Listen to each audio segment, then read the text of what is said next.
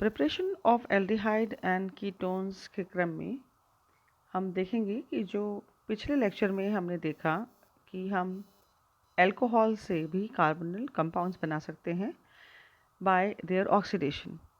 पहला हमने देखा था potassium dichromate, potassium permanganate, then chromate और NBS के रूप में हमने उनके ऑक्सीडेशंस देखे थे। अब हम देखते हैं नेक्स्ट टाइप का रिएजेंट, बहुत स्पेशल टाइप का रिएजेंट है which is a specific oxidising agent. यानी ये जो है आप देख सकते हैं इसमें, this is aluminium tertiary butoxide. Aluminium tertiary butoxide एक ऐसा विशिष्ट ऑक्सीकारक है जो द्वितीयक एल्कोहलों को कीटोन में ऑक्सीकृत कर देता है। It is a very special oxidizing agent.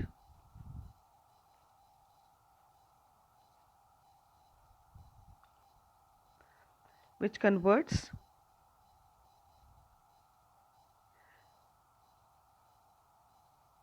secondary alcohol to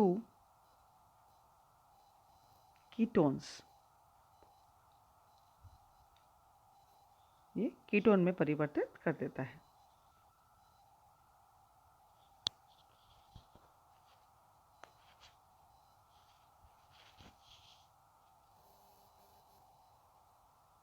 और इस विशिष्ट ऑक्सीकरण को हम ओपेनर ऑक्सीडेशन कहते हैं। अगर ये रिएजेंट उपस्थित है और सेकेंडरी अल्कोहल परिवर्तित हो रहा है कीटोन के अंदर, इसकी उपस्थिति में, तो हम इस रिएक्शन को बोलते हैं ओपेनर ऑक्सीडेशन या ओपेनर ऑक्सीकरण।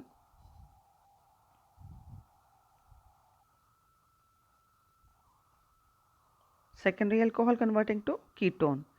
तो ये जो एल्यूमिनियम टर्शरी ब्यूटॉक्साइड है, ये स्वयं खुद, तो यहाँ पर देखा जाए तो इसके अंदर चेंजेस आएंगे और ये स्वयं इसके अंदर से एक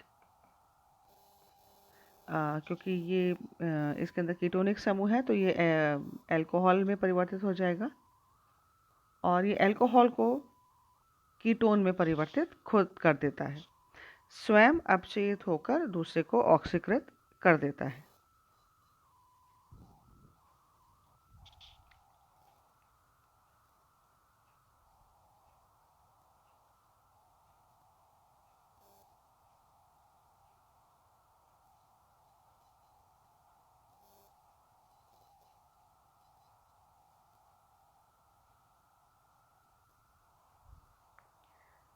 इस विधि द्वारा प्राथमिक अल्कोहल का ऑक्सीकरण करके एल्डिहाइड्स भी हम प्राप्त कर सकते हैं।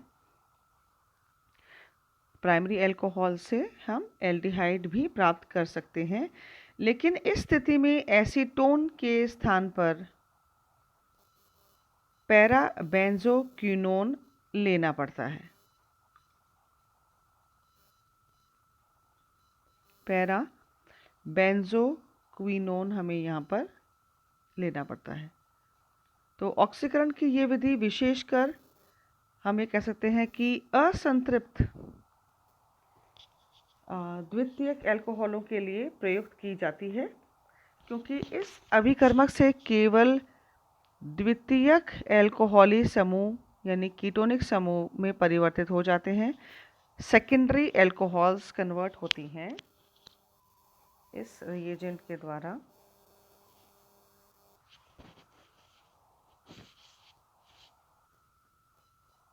सेकेंडरी अल्कोहल कन्वर्ट होती हैं कीटोनिक समूह के अंदर।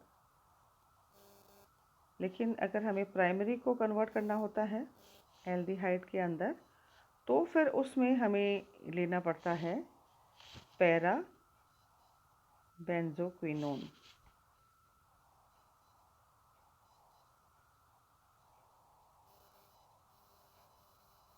पैराबेंजोक्विनोन। तो हमें ये समझने की ज़रूरत है कि ये जो ऑक्सीडेशन होता है उसमें स्पेशली ये अभिकर्मक सिर्फ और सिर्फ सेकेंडरी एल्कोहल से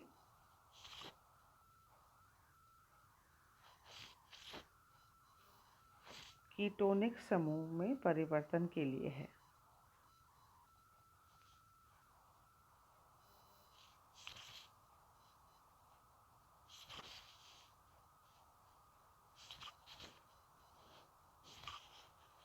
अब हम आते हैं दूसरे रिएक्शन पे, जिसमें एल्कोहल से ही हमें कीटोन्स प्राप्त हो रहे हैं। तो एल्कोहल के विहाइड्रोजिनेशन द्वारा भी हम कार्बोनिल यौगिक बना सकते हैं। यदि किसी एल्कोहल को हम या उसकी वाष्प को हम 300 डिग्री सेल्सियस पर गर्म करते हुए कॉपर के चूर्ण पे से प्रवाहित करते हैं। आई एम रिपीटिंग, एल्कोहल को उसकी वाष्प को 300 डिग्री सेल्सियस पर गर्म किए हुए अगर हम ताम्र चूर्ण पर से प्रवाहित करते हैं तो जो प्राइमरी एल्कोहल है वो हमें एल्डिहाइड देते हैं। सेकेंडरी एल्कोहल जो हैं वो हमें कीटोन देते हैं। और इस विधि से भी हम एरोमेटिक एवं एलिफेटिक दोनों प्रकार के यौगिक बना सकते हैं। So this is important to note. अगर आपके पास किसी रिएक्शन में कॉपर और 300 डिग्री सेल्सियस लिखा हुआ है तो आपको उस एल्कोहल का ऑक्सीकरण करना है। प्राइमरी है तो एल्डिहाइड के अंदर, और अगर सेकेंडरी है तो उसको कीटोनिक में कन्वर्ट करना है। तो ये है सेकंड प्रकार की अभिक्रिया। अब हम देखते हैं थर्ड टाइप की reaction. Let us take that 1,2 dihydroxy लेते हैं। 1,2 डाइहाइड्रोक्सी मीन्स 2 OH उपस्थित हैं, या जिसे हम डायऑल भी कहते हैं। तो डायऑल भी ऑक्सीकृत होकर कार्बोनिल यौगिक बना सकते हैं। उसमें हमें स्पेशली दूसरा रिएजेंट लेना पड़ेगा जिसको हम बोलते हैं आयोडिक अम्ल, HiO4। This is iodic acid, iodic अम्ल। इसके उपस्थिति में यदि हम 1,2 डायऑल का ऑक्सीकरण करते हैं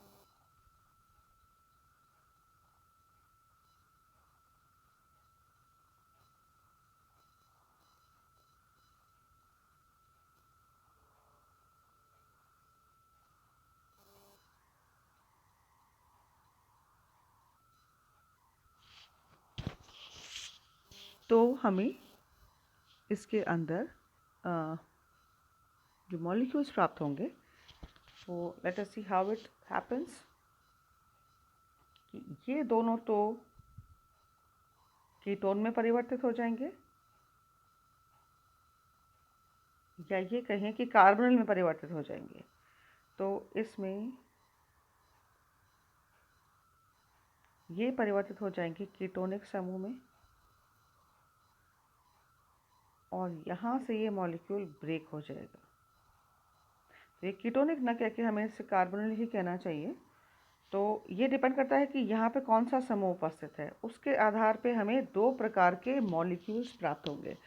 तो 1,2 डाइहाइड्रोक्सी एल्कोहल्स या डायहॉल्स भी ऑक्सीकृत होकर हमें कार्बोनिल यौगिक देते हैं, लेकिन ये 1,2 डायऑल पर हम जब आयोडिक अम्ल के साथ ऑक्सीकरण करते हैं तो एल्डिहाइड अथवा कीटोन प्राप्त होते हैं।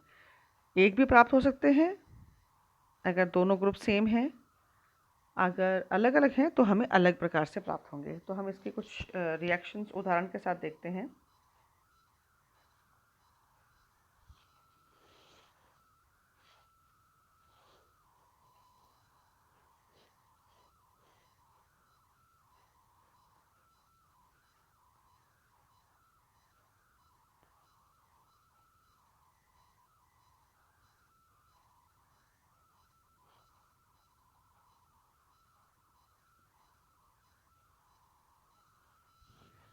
तो ये है 2,3-ब्यूटेन डाइऑल, और इसका हम रिएक्शन करवाते हैं यदि आयोडिक अम्ल से HiO4 की उपस्थिति में, तो ये है बहुत अच्छा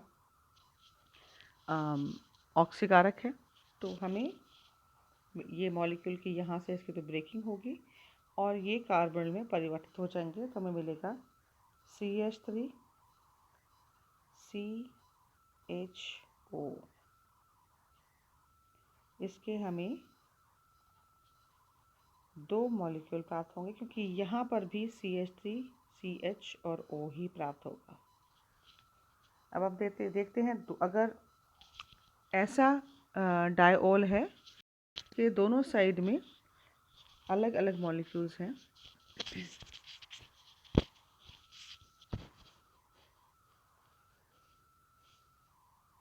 या पहले वाले में हमें एल्डिहाइड प्राप्त हुआ है, तो हम देखते हैं कीटोन्स किस प्रकार से हम प्राप्त कर सकते हैं। मैं उदाहरण ले रही हूँ यहाँ पे 2,3-डाइमिथाइल 2,3-डाइब्यूटेन डाइऑल। मैं यहाँ कार्बन एटम्स शो नहीं कर रही, शो कर रही हूँ, हाइड्रोजन एटम्स नहीं शो कर रही हूँ। तो ये ब्रेकिंग जो होगी वो यहाँ से होगी, ये यहाँ से ब्रेकिंग होगी, ये CO में परिवर्तित हो जाएगा, ये भी CO में परिवर्तित हो जाएगा। ये क्योंकि यहाँ पर ये CH3 है और ये CH3 है, तो ये एसीटोन हमें प्राप्त होगा। So this will be CH3 CO CH3 acetone. वैसे ही इधर भी हमें एसीटोन ही मिल रहा है, क्योंकि ये भी सेम ही ग्रुप है इधर। अब हम दूसरा उदाहरण लेते हैं, इसमें हमें मिक्स प्राप्त हो सकता है।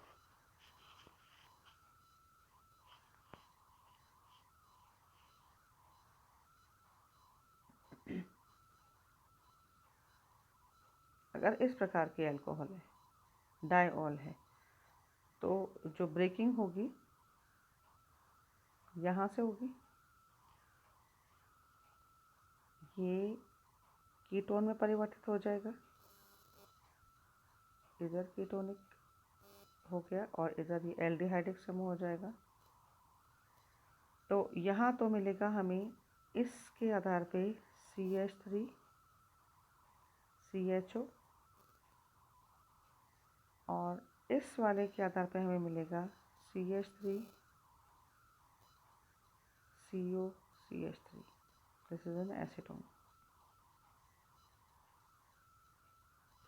तो हम इस प्रकार से आयोडिक अम्ल के द्वारा भी ऑक्सीकरण विधि से हम कार्बोनिल कंपाउंड्स का निर्माण कर सकते हैं।